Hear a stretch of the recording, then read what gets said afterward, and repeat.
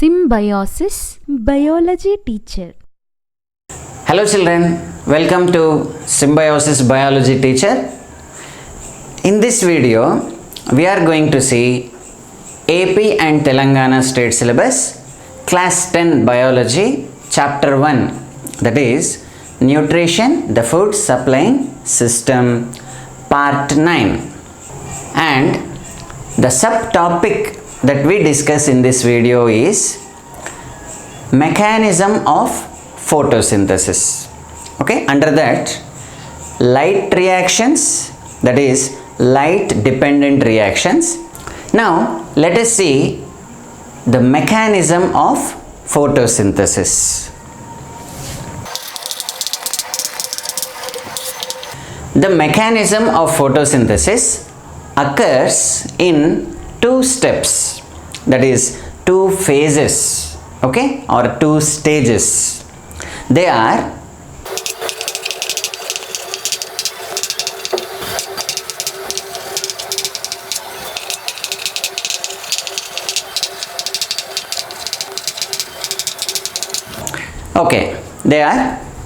light dependent reactions, also called as photochemical phase, and the second one is light independent reactions, and this phase is called as biosynthetic phase. Okay children, right.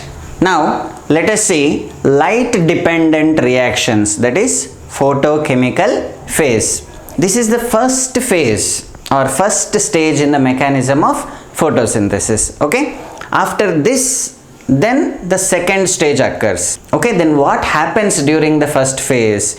What are all the reactions that are going to take place in the first phase, that is light dependent reactions? Now let us see. These reactions occur in presence of light. In presence of light, that means without light these reactions cannot occur. This phase cannot go ahead without light. Okay, compulsory light is needed. Okay children, and this phase occurs in thylakoids of the chloroplast. In the previous class I have discussed about the structure of chloroplast or transfer section of chloroplast. I think you may remember the structure of the chloroplast. Okay, it has double membrane envelope. Okay, then inside there is a third membrane which is forming stacked structures called as thylakoids, and all these stacked structures, thylakoids, together you are calling it as granum. Okay, like that many grana are there, together you are calling it as grana, isn't it? Plural form is grana, and these are connected by tube like structures called as stroma lamellae, and between the grana some space is there. So whatever the liquid which is filled in that space, and that you are calling it as stroma. Okay, this already you have learnt in the previous class. Now let us see, this phase occurs in thylakoids of the chloroplast. You know the thylakoids, isn't it? The disc like structures. So that thylakoids is the place or site for light dependent reactions. Okay children, next light energy is converted to chemical energy. Here energy which is utilized by this process is sunlight. Already from your childhood you are learning children, photosynthesis takes place in presence of sunlight. Means without sunlight photosynthesis cannot occur. Okay, so at that time when you are in lower classes you learnt like that, but in photosynthesis mechanism exactly where is sunlight utilized means it is a first phase only. So in this phase only the light energy is converted to chemical energy. What is that chemical here which is produced? ATP and NADPH. ATP means adenosine triphosphate. Adenosine triphosphate. Okay, and NADPH. H means here it is reduced. NADP is the actual molecule, and H indicates it is in reduced form. Okay, nicotinamide adenine dinucleotide phosphate, right? So these ATP and NADPH both are chemicals which are formed in the light reactions. These are also called as light reactions, children. This is not only called as light dependent reactions, you can call it as light reactions, and you can call it as photochemical phase. Photochemical. Photo means light, chemical means that only ATP and NADPH. Means the light is converted to the chemical form. So that is the meaning here. Photochemical phase means light is converted to chemical. So that phase. Okay, children. Next, splitting of water molecule to release oxygen. This is very, very, very important, children. Splitting of water molecule to release oxygen. Because of this process only, because of this particular reaction only, all the living organisms in the world are able to breathe oxygen. Because there is only one which can produce oxygen, that is plants. Not only plants, children, autotrophs like algae, plants, photosynthetic bacteria, they too can prepare oxygen, right, children? And this particular reaction has a special name. We call it as photolysis of water. Photolysis of water. Photo means light, lysis means breakdown. It does not mean that light is broken here. Photolysis means something is broken in presence of light. What is that? Water. Photolysis of water means water is broken in presence of light. So that is splitting of water molecule. At that time, when the water molecule is split, oxygen is released. Okay, and this particular reaction was discovered by a scientist called Robert Hill. On his name we are calling it as Hill's reaction. Okay, children, right? Next, the end products of this phase are ATP, NADPH and oxygen. Remember very clearly, there are three products which are formed. Okay, first one is ATP, second one is NADPH and third one is oxygen.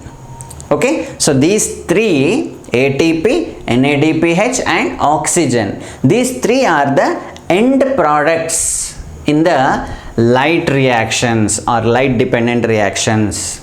Okay, children, out of the three, oxygen is diffused through the stomata into the atmosphere. From chloroplast it comes out into the cytoplasm. From there it gets released into the spaces between the cells. We have seen, no, that mesophyll tissue, in that spongy parenchyma tissue is there, no? Slowly the oxygen gas gets diffused from one cell to another cell and later it gets diffused into the air spaces in the spongy parenchyma, and from there through the stomata the oxygen exits outside. Okay, so oxygen is diffused through the stomata into the atmosphere. Out of these three, oxygen is diffused into the atmosphere. What else is left? ATP and NADPH. So this ATP and NADPH, what happens? ATP and NADPH are called assimilatory powers. These two are there, no, children? ATP and NADPH. These are the products. These two products, they are called as assimilatory powers. Without these, that is without these ATP and NADPH, that is assimilatory powers, the next stage cannot take place. Okay, so these ATP and NADPH are used or utilized in the second phase, that is light independent reactions. Okay, children, now let us understand the light reactions in a better way by using a block diagram. Okay, I hope you will understand this very clearly when we are showing you with a block diagram. Okay children, this is the block diagram that shows the mechanism of first phase of photosynthesis, that is light dependent reactions. Okay children, now once just have a look at this diagram. In the previous class I told you about the structure of chloroplast. Photosynthesis occurs in the chloroplast. Where in the chloroplast? In the thylakoids. Okay children, so here this is one thylakoid. Okay, there are discs. You have seen in the structure of chloroplast, no? Disc like structures, like coins which are arranged one above the other, no? So that each disc appears like this. Okay, so this is the membrane of the thylakoid. This is the inside part of the thylakoid. So this part, this space which is inside the thylakoid, you call it as lumen. Lumen is nothing but the space inside the thylakoid membrane, inside the thylakoid membrane. Outside the thylakoid membrane, you are calling it as stroma. Already you have seen in the structure of chloroplast. Okay, inside the granum, inside the thylakoids, the space is called as lumen, and outside the thylakoids means the matrix of the chloroplast, the liquid substance in the chloroplast, the colorless fluid in the chloroplast, that is nothing but stroma. So where is stroma? It is outside the thylakoid membrane.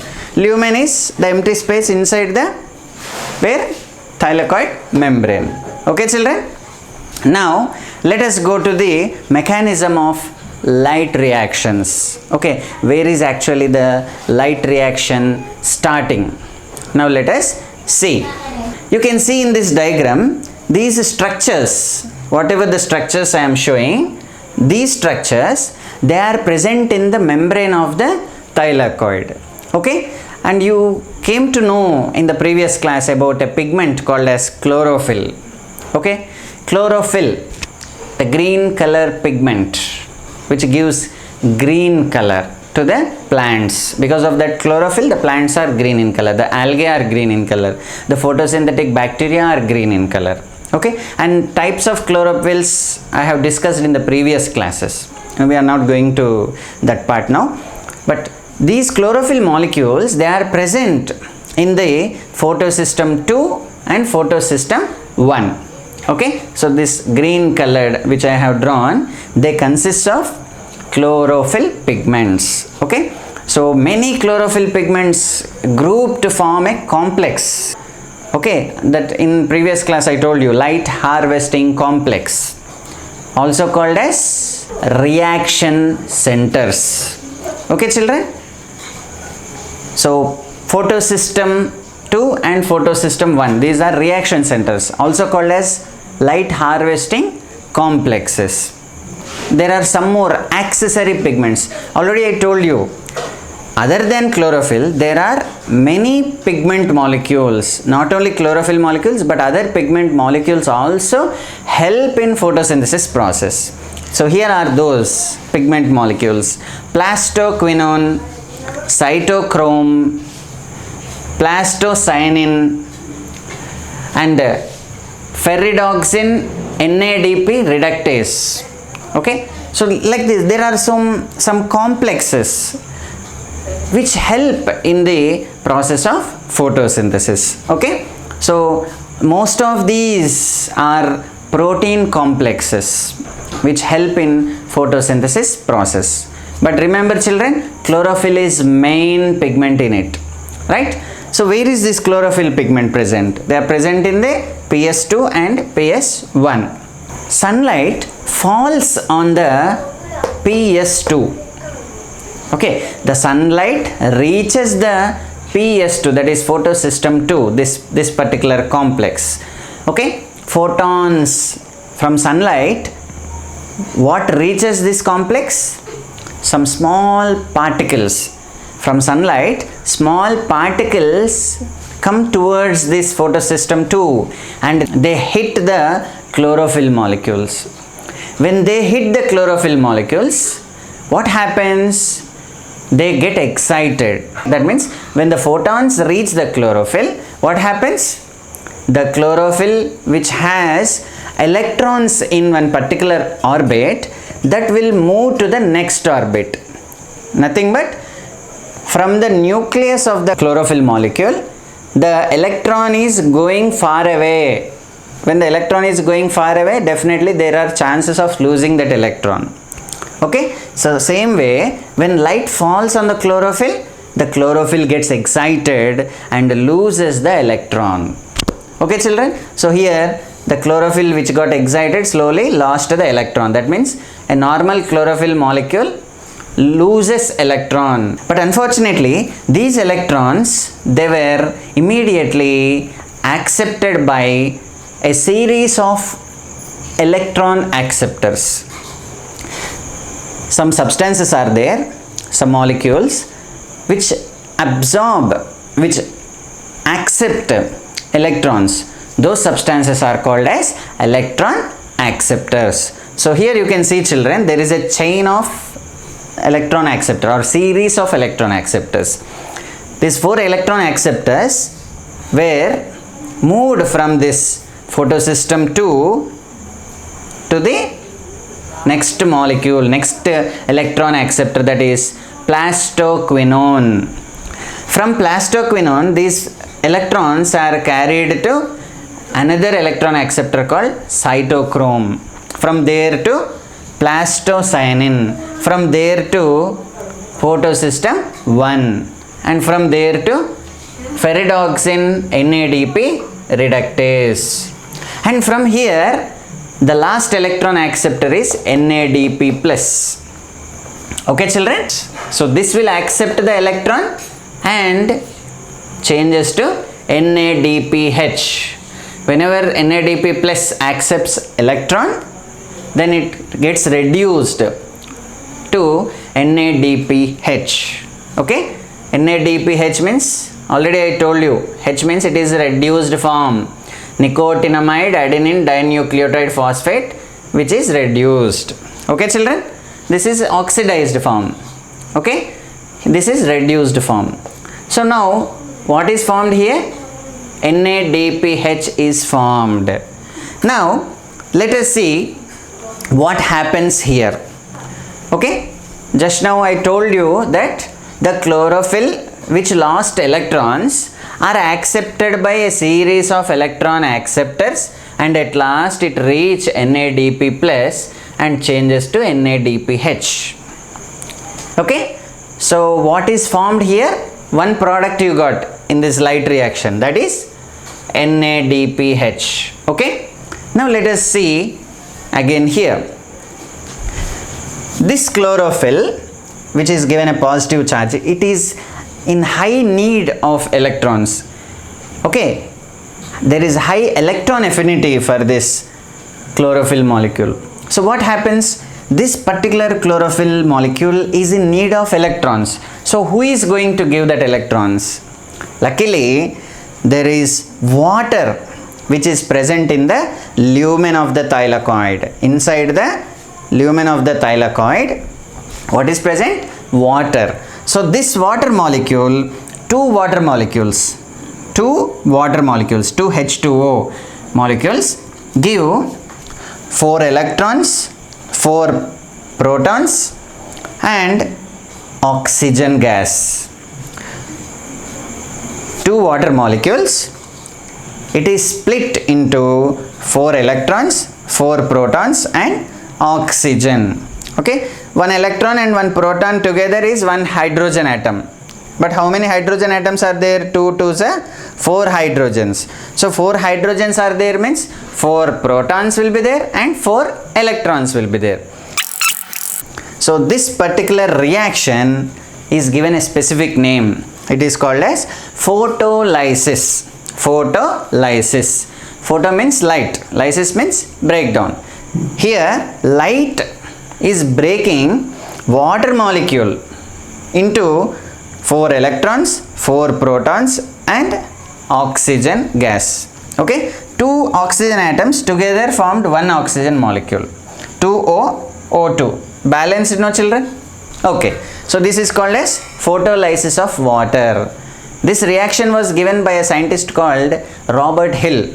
So on his name we are calling it as Hill's reaction. Okay, now let us see what is happening here.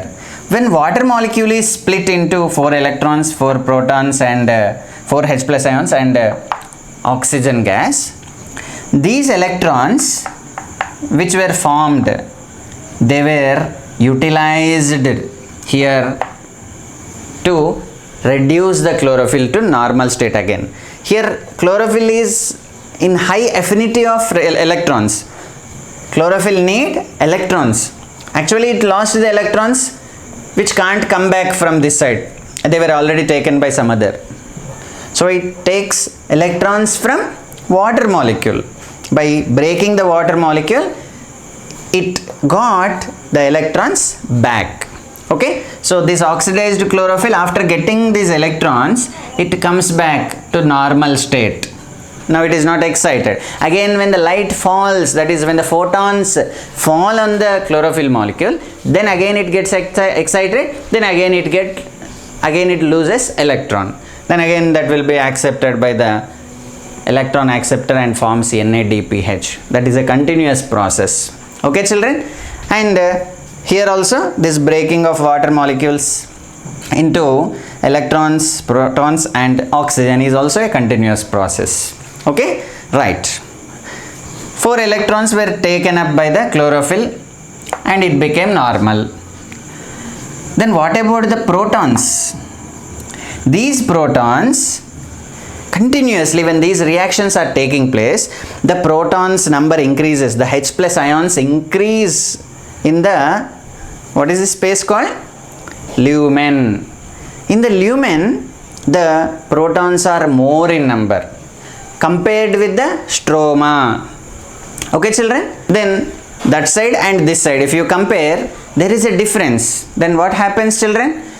There should be movement from this side to that side, but this particular membrane, when the ions increase, there is no other way for these ions to go that side. There is no possibility for these H plus ions to go from this side to that side, because this membrane is very complex. Then there is only one way, okay, that is through this channel.